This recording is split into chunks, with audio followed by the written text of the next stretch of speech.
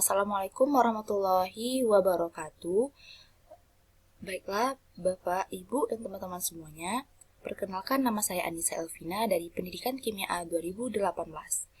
Pada mata kuliah multi representasi kimia ini, saya akan menjelaskan bagaimana kita seorang chemistry dalam menjelaskan perbedaan larutan elektrolit kuat dan dengan elektrolit lemah.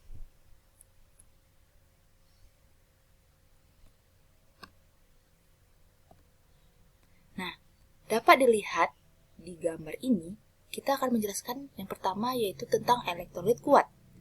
Nah, di sini dapat kita lihat adanya larutan HCl yang telah kita larutkan dengan air. Di mana di larutan HCl ini, jika kita hubungkan dengan lampu ataupun arus listrik akan menghasilkan cahaya yang sangat terang. Mengapa demikian? Karena HCl ini termasuk ke dalam elektrolit kuat. Kenapa dia dapat disebut dengan elektrolit kuat? Karena kita dapat melihat di partikelnya ini, larutan ini menghasilkan ionisasi yang sempurna, di mana ada ion Cl- dan H+ yang terionisasi dengan secara sempurna, sehingga menghasilkan arus listrik dan juga menghasilkan lampu yang sangat terang. Dapat dilihat di sini, persamaan reaksinya HCl akan terionisasi sempurna menjadi H+ dan Cl-. Kita lihat pada animasi ini. Ini adalah larutan HCl. Awalnya belum dihidupkan sumber arusnya. Nah, jadi kita akan menghidupkan sumber arus, di mana nanti ion-ion Cl- dan juga H+ akan pergi ke tempatnya masing-masing. Kita hidupkan. Lalu H+ akan menuju katoda. Dan Cl- akan menuju anoda, di mana Cl- akan melepaskan elektronnya. Elektron akan pergi, kemudian menghasilkanlah lampu yang sangat terang. Nah, di mana nanti H+ yang berada di katoda akan menerima elektron, sehingga terbentuklah gelembung-gelembung yang ada pada katoda. Nah, jadi dapat disimpulkan pada elektrolit kuat, dia akan menghasilkan cahaya lampu yang sangat terang dan juga adanya gelembung gas H2. Selanjutnya kita lihat pada elektrolit lemah. Nah, di sini vinegar adalah cuka yang kita sudah larutkan dengan air. Nah, di sini kita dapat melihat cahaya lampu yang redup bisa hidup, tetapi cahayanya kurang terang dibandingkan dengan larutan HCl tadi. Kenapa? Dapat dilihat di sini. Di sini adanya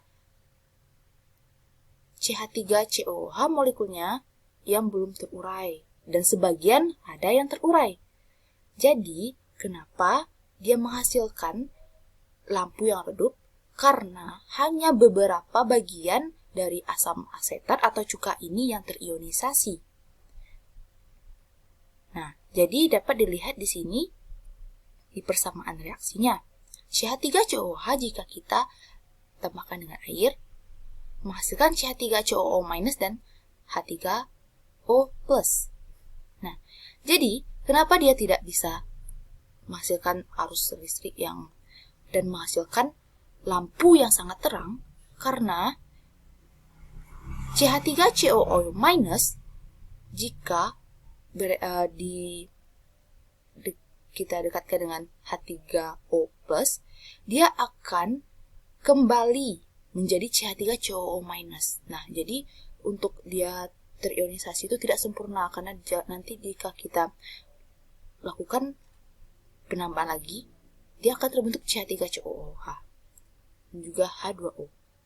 Nah, dapat dilihat di sini hanya beberapa CH3COO- dan juga H3O+ yang terionisasi. Nah, jadi di sini misalnya ada 4 CH3COOH. atau 5. Saya buat di sini 5 CH3COH-nya dan hanya 2 yang mengalami ionisasi dan membentuk 2 CH3COH- dan 2 H3O+. Dan 3 molekul dari CH3COOH-nya masih belum terionisasi dan masih seperti semula. Nah, jadi ini sama seperti tadi. Kita hidupkan sumber arusnya, di mana nanti CH3COO- akan pergi ke anoda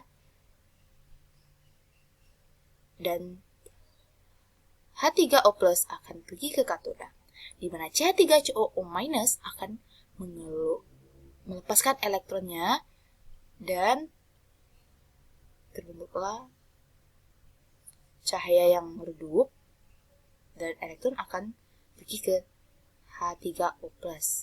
Nah, di sini CH3COOH ada beberapa yang belum terionisasi dan menyebabkan dia tidak bisa menghasilkan cahaya lampu yang lebih terang daripada elektrolit lemah.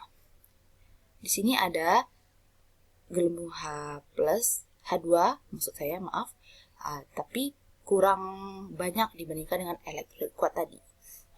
Nah, jadi kesimpulannya, keterkaitan dari materi elektrolit kuat dan juga elektrolit lemah ini adalah fungsi multimedianya dalam multirepresentasi kimia, yaitu sebagai alat pembelajaran. Karena dalam materi tadi dirancang untuk membantu siswa dalam memvisualisasikan entitas kimia yang tidak terlihat seperti atom, molekul, dan juga tadi adanya ion H+, ion Cl-, ion CH3COO-, dan juga elektrolit tadi, dan juga adanya elektron. Nah, jadi di sini termasuk dari multimedia sebagai alat pembelajaran, yaitu 4M CHEM. Di mana 4M CHEM ini nanti adanya animasi yang mempermudah siswa untuk mengamati bagaimana proses dari pembentukan cahaya dari larutan elektrolit itu.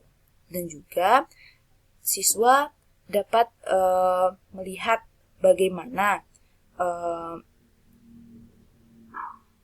simbol juga ion-ion yang terbentuk. Baiklah, demikian dari saya. Saya mohon maaf jika ada salah. Assalamualaikum warahmatullahi wabarakatuh.